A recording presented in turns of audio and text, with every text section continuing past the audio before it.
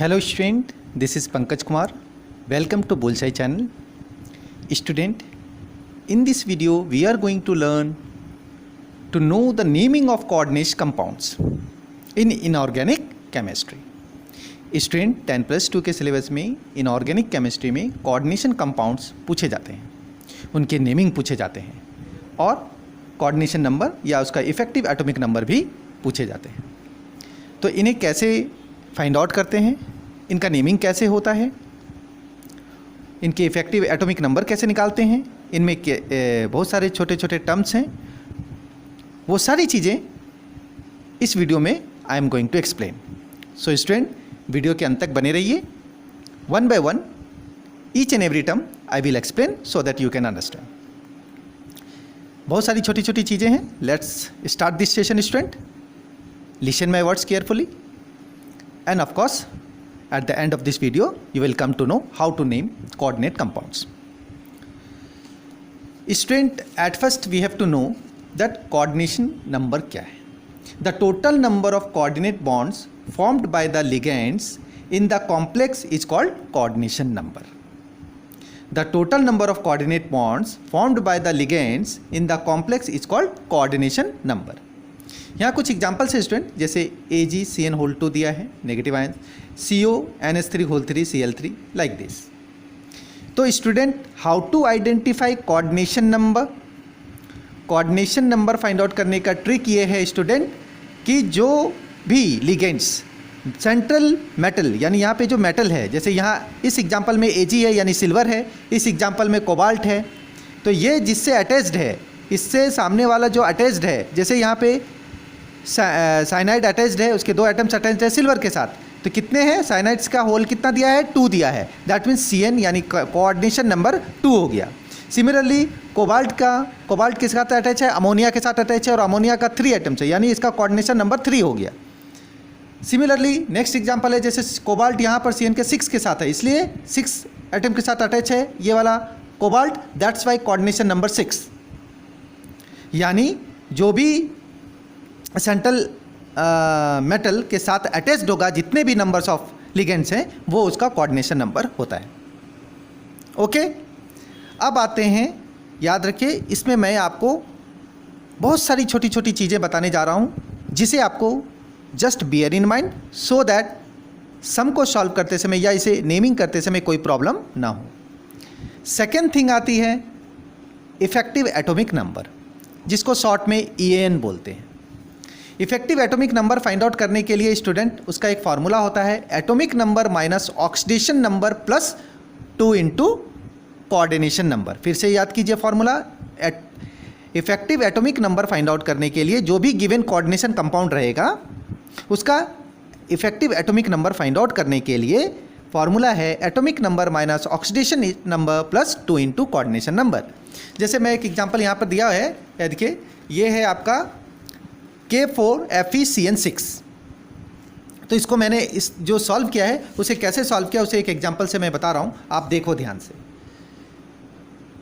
K4FeCN6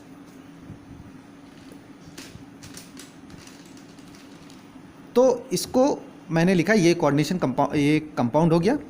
अभी आप देखिए, आपको ये याद रखना है सबसे पहले एटॉमिक नंबर। एटॉमिक नंबर किसका स्टूडेंट, इस सेंट्रल मेटल का। सेंट्रल मेटल अभी क्या है स्टूडेंट, इसमें आइडेंटिफाई कीजिए, Fe यानी आयरन।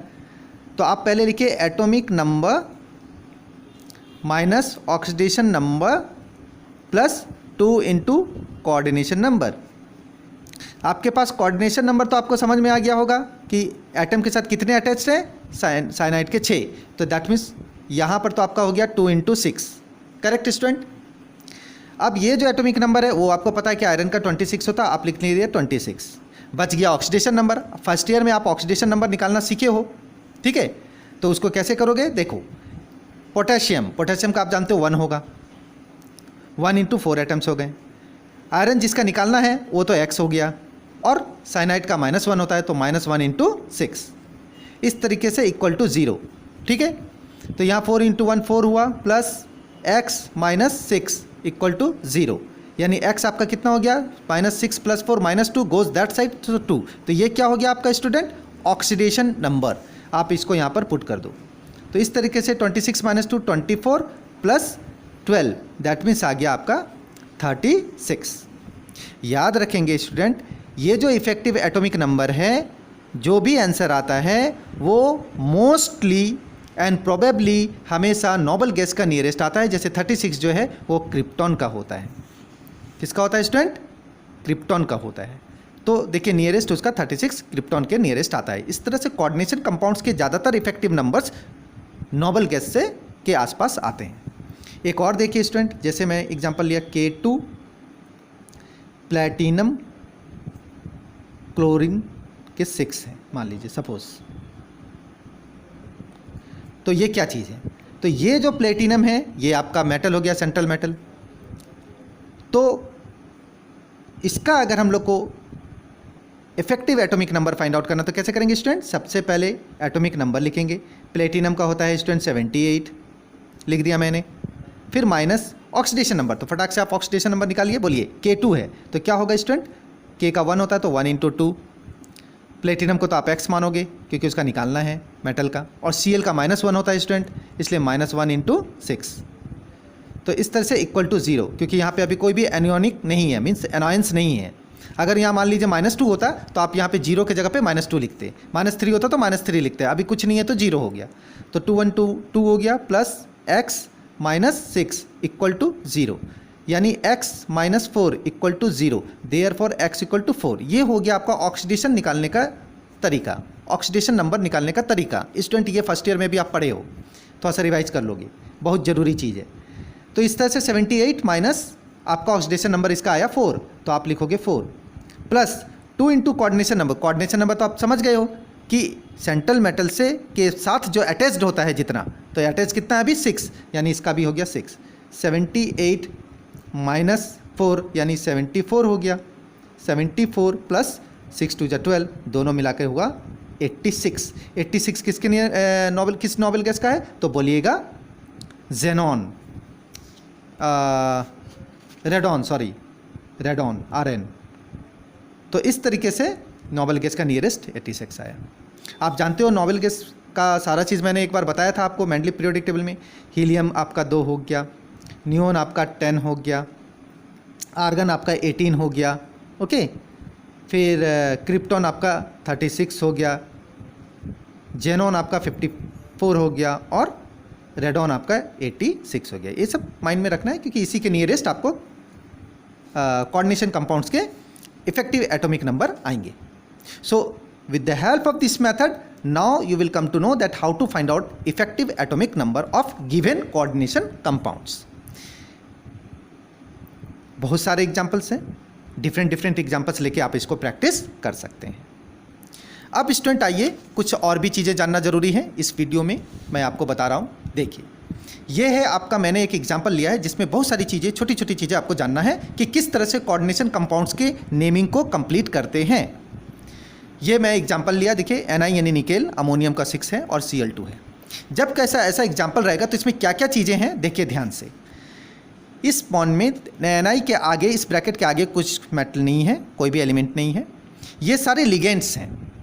ये लिगेंड्स जो हैं, जो ब्रैकेट के अंदर हैं, वो कोऑर्डिनेशन स्फीयर कहलाते हैं या फिर कोऑर्डिनेशन इंटाइटी बोलते हैं इनको। ध्यान से देखिए NiNH3 जो है, ये जो ब्रैकेट्स हैं, ये लिगेंड्स को कोऑर्डिनेशन स्फीयर या फिर कोऑर्डिनेशन इंटाइटी बोलते हैं। उसके बाद जो ब्रैकेट के बाद जो मैंने लिखा है Cl2 जो दिया गया है कोऑर्डिनेशन कंपाउंड में, वो है आयोनाइजेशन स्फीयर। ये कैटनोटिक या फिर एनियोनिक हो सकता है, यानी पॉजिटिव और नेगेटिव हो सकता है, उसको हम लोग आयोनाइजेशन स्फीयर बोलते हैं।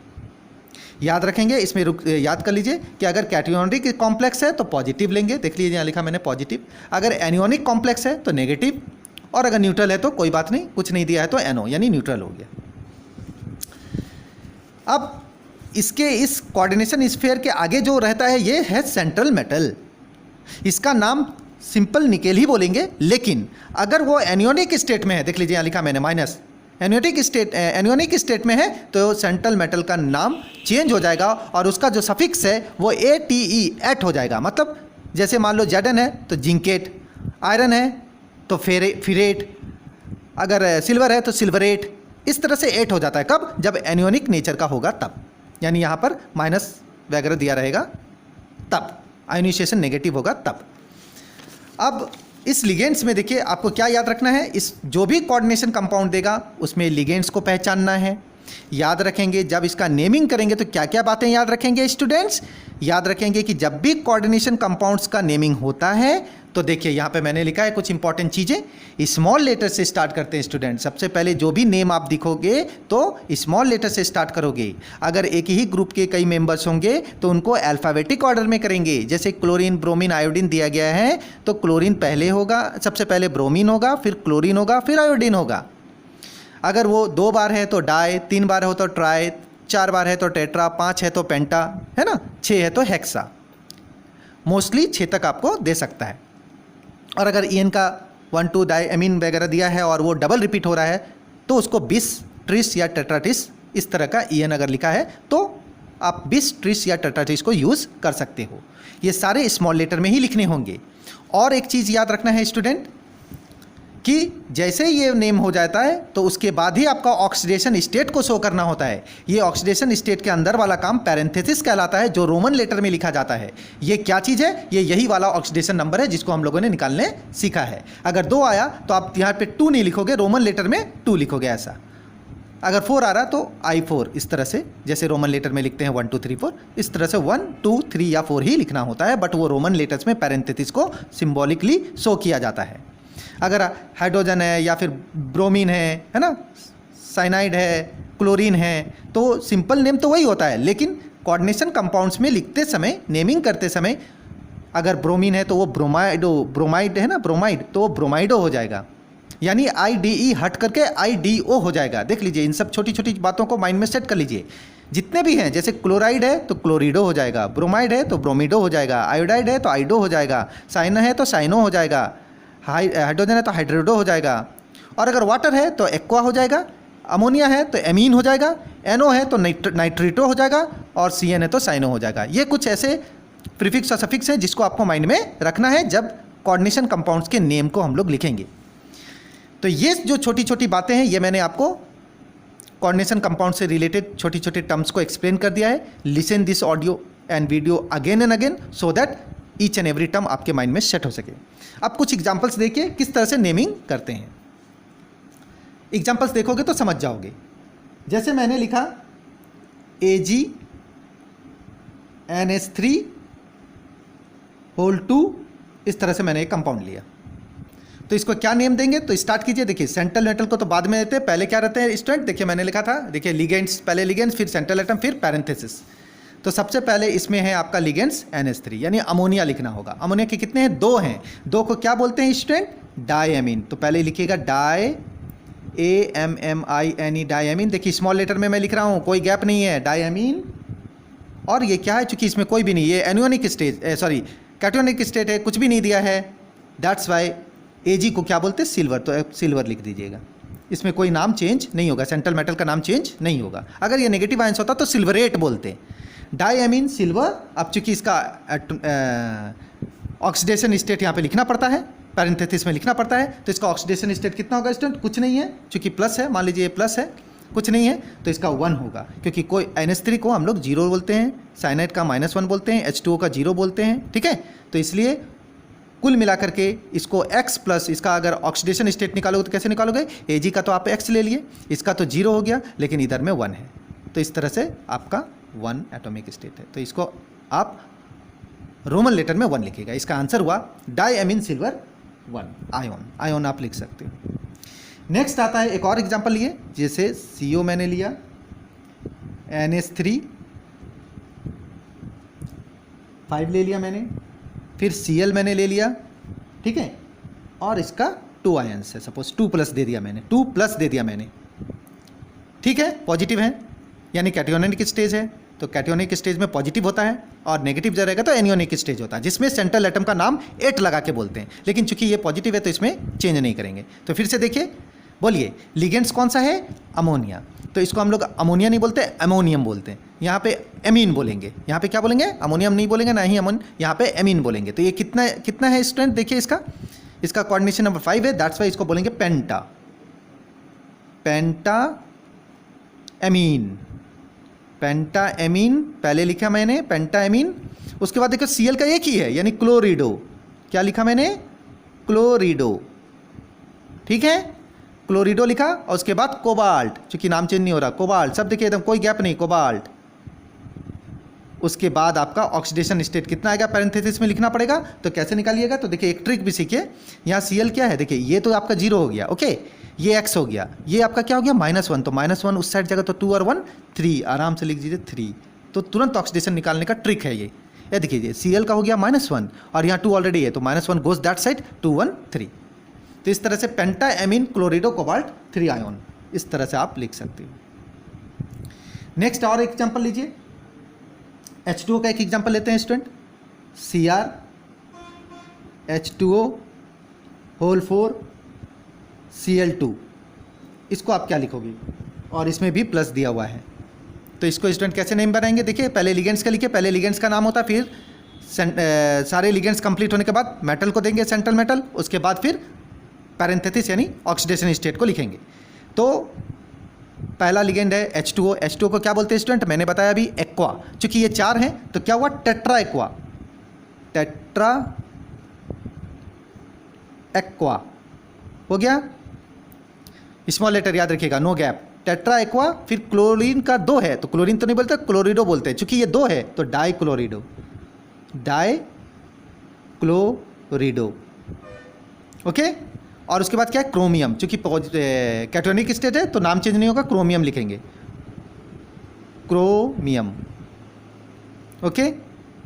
और ये कितने होंगे? देखो यहाँ पे 2 है, यहाँ 1 है, क्योंकि Cl का -1 होता है, -1 × 2 + 1 यानी 3 हो जाएगा। तो इस तरह से आप ऑक्सीडेशन स्टेट चालाकी से निकाल सकते हो आयन, ओके। अगर मान लीजिए कोई एटम इस तरह से दिया, ऐसा,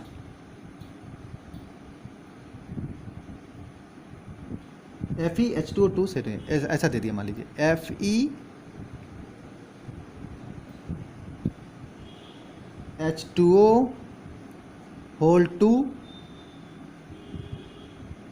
और Cl4,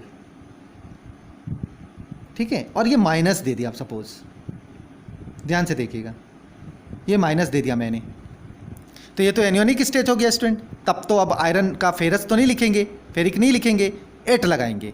तो पहले लिगेंड्स को कंप्लीट कीजिए स्टूडेंट। H2O का 2 है, that means di aqua, di aqua. Chlorine का 4 है तो टेट्रा क्लोरिडो, टेट्रा क्लोरिडो, क्लोरिडो लिख दिया मैंने। उसके बाद आप फेरस नहीं लिखेंगे, क्योंकि ये नेगेटिव आयंस है, तो फिरेट लिखेंगे, 8 हो जाता है, FeRrAte, फिरेट, ओके। फिरेट लिखने के बाद अब आपके पास -1 है और यहाँ पर आपके पास 4 है, तो 4 में से 1 गया 3, क्योंकि ये तो 0 हो जाएगा और ये x रहेगा, तो x + 0 -4 + -1, तो -4 गोज दैट साइड, 4 में 1 गया 3, आपका पैरेंथेसिस में 3 ऑक्सीडेशन स्टेट आएगा, इतना आयन। एक और देखिए स्टूडेंट, जो EN वाला होगा 20-30 का अगर पूछेगा तो कैसा हम लोग करते हैं, ठीक है। उसका एक एग्जांपल लेते हैं, मान लीजिए लिए CO, उसके बाद Cl2 En होल 2 ब्रैकेट और Cl-, आयोनाइजेशन दे दिया मैंने यहाँ पर,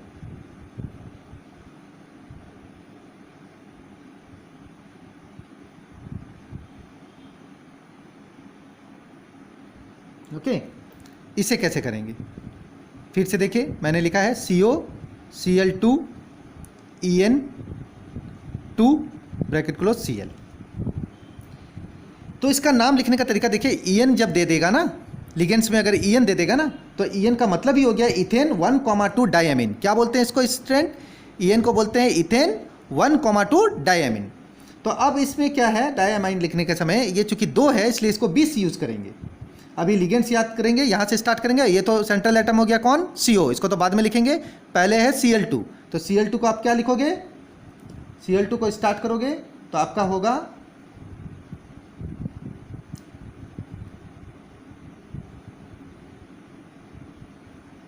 डाइक्लोरिडो। Cl2 को क्या लिखोगे, डाइक्लोरोडो, ठीक है। तो डाइक्लोरिडो तो आप लिख लोगे, उसके बाद आपको En का पढ़ना होगा। En का 2 है, दैट मीन्स 20 लिखोगे। कैसे लिखोगे, याद देखिए इसका लिखने का तरीका, डाइक्लोरिडो,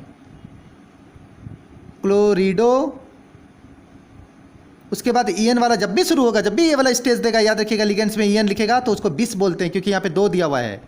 अगर 3 देता तो ट्रिस बोलते हैं, अगर 4 रहता तो टेट्राट्रिस बोलते हैं। तो पहले 20 लिखोगे, 20 लिखने के बाद ब्रैकेट करके इथेन 1,2 डायमीन लिखोगे, इथेन ओके डैश 1,2 डायमीन, इसको पहले लिख लोगे डायमाइन।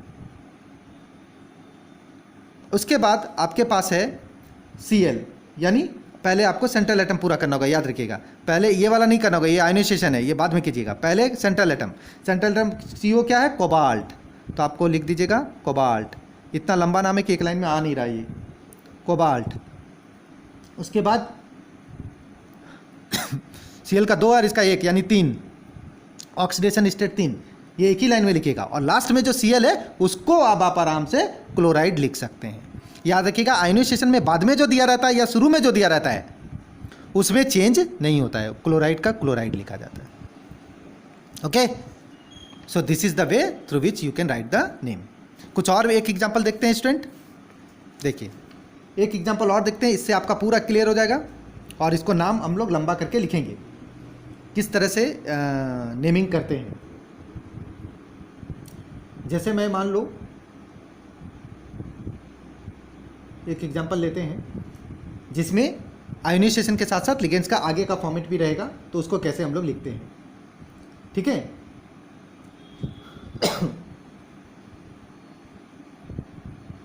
मान लीजिए हम ले लिए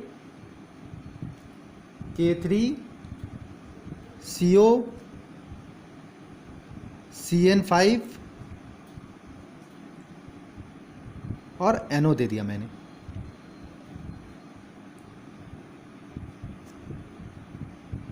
तो इसको कैसे लिखेंगे, तो देखिए ये इस बार आयोनाइजेशन नहीं है, यहाँ पे आगे में लिगेंड्स है, तो ये पोटेशियम है, इसको आप सिर्फ पोटेशियम लिखोगे। इसको आगे वाले लिगेंड्स को सिर्फ सिंपली लिखा जाता है और थोड़ा सा गैप दे दिया जाता है पोटेशियम, फिर यहाँ से सटा के नहीं लिखो, थोड़ा गैप दे करके अंदर वाले लिगेंड्स को लिखना चालू करो। तो आप पोटेशियम लिखें, उसके बाद आपका क्या है, देखिए सेंट्रल एटम आपका कोबाल्ट है, बट आपका लिगेंड्स साइनो है जो 5 के साथ है, यानी आपका नाम जो होगा इसमें वो पेंटा हो जाएगा। 5 है तो क्या हो जाएगा, थोड़ा सा गैप दे करके लिखिएगा ऐसे, पेंटा, पेंटा साइनो, ओके पेंटा साइनो। उसके बाद आपका आ गया नाइट्रीटो, NO दे दिया तो क्या हो जाएगा, नाइट्रीटो, नाइट्रीटो, ओके। अब इसमें देखिए चूंकि नाइट्रीटो है और ये भी नेगेटिव आयंस में दिया हुआ मान लीजिए, तो ये कोबाल्ट का कोबालेट है ना, कोबाल्टेट बोलेंगे इसको, कोबाल्टेट, कोबाल्टेट। और इसका जो ऑक्सीडेशन स्टेट निकालिएगा तो इसका तो -1 है, 5 और ये X हो जाएगा, और इसका 3, 5 में 3 गया 2, यानी इसका ऑक्सीडेशन स्टेट 2 हो जाएगा।